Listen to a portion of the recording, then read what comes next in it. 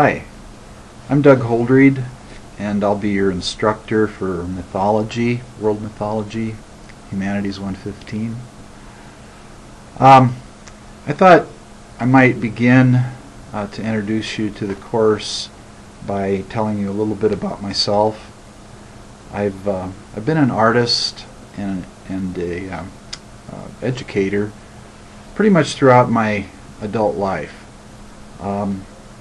I started out as an artist in the Coast Guard, illustrating training manuals and designing insignias and things like that.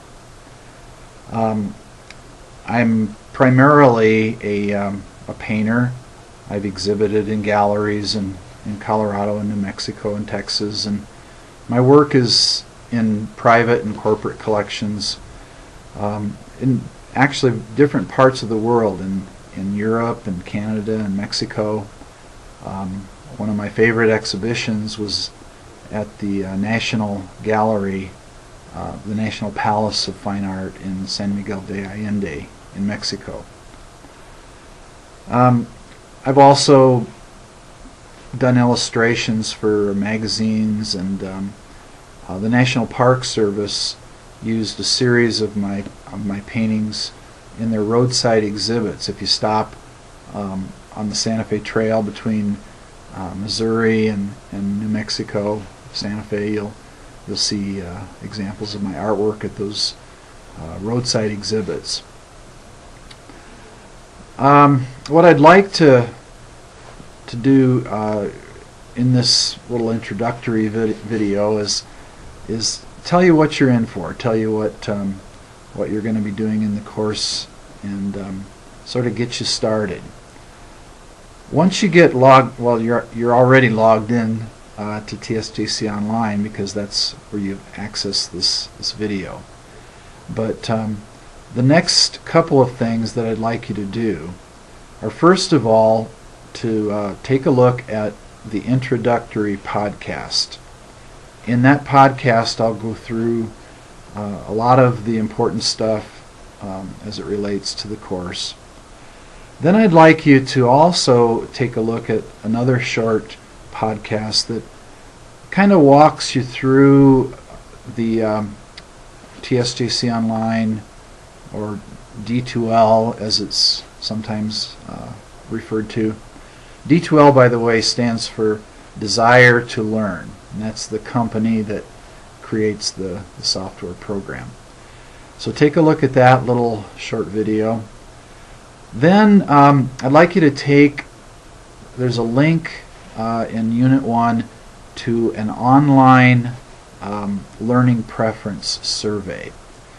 That learning preference survey will help me to find out how you like to learn, so that I can hopefully incorporate some of your preferred learning methods, your learning modes, into the course, and hopefully that'll make it a little bit more fun.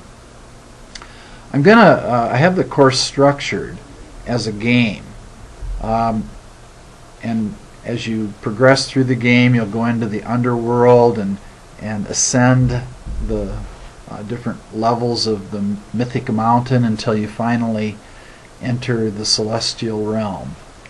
But within the structure of the game that we'll be doing together, there'll be opportunities for you to make some choices about how you want to learn and what you want to learn.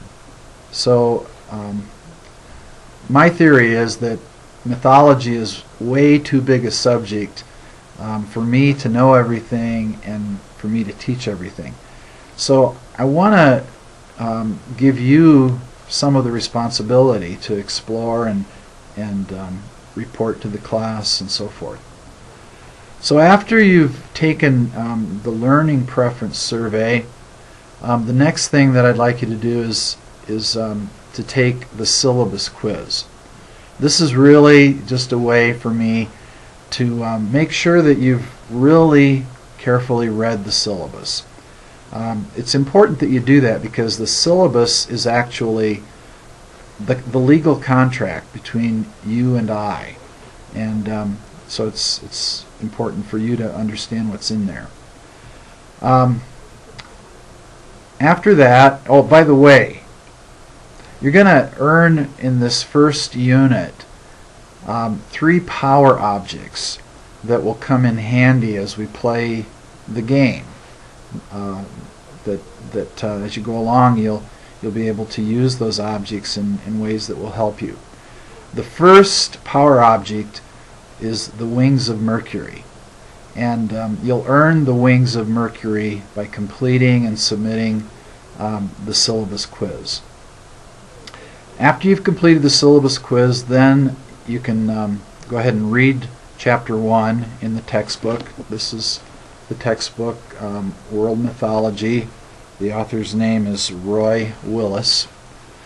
And then after you've read that chapter, there's a link in Unit 1 to an online video that presents the ways in which the movie Star Wars incorporated a lot of mythological archetypes and themes. So I'd like you to watch that online video. Part of what will happen in the underworld, because the underworld is something that we find in all kinds of cultures and all sorts of myths, and often entering the underworld is a process of dying to your old self and acquiring a new identity, a kind of a resurrection identity.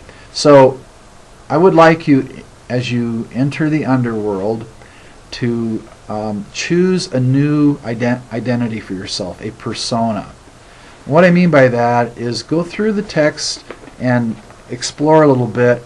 Find a mythological character that you will adopt as your persona. And, we'll do a little role playing, and you'll sort of become especially familiar and knowledgeable about this persona, this character that you adopt as your sort of alter ego, your identity as we play the game of world mythology. And once you've chosen that persona, then I would like you to email me using the email that's built into TSJC Online, and let me know what persona you've chosen.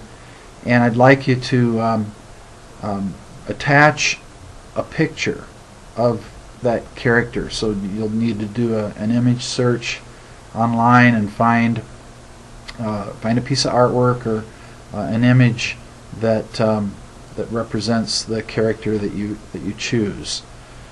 If you don't know how to save an image or cut and paste an image, then I'll help you with that. Feel free to contact me.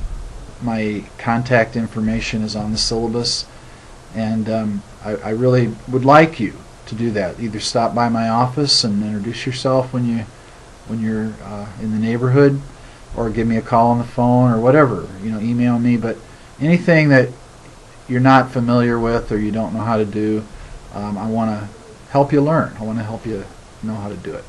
So once you've submitted to me through the email your alter ego, your persona, along with an image of that persona, you'll acquire your second power object, which will be the elixir of healing.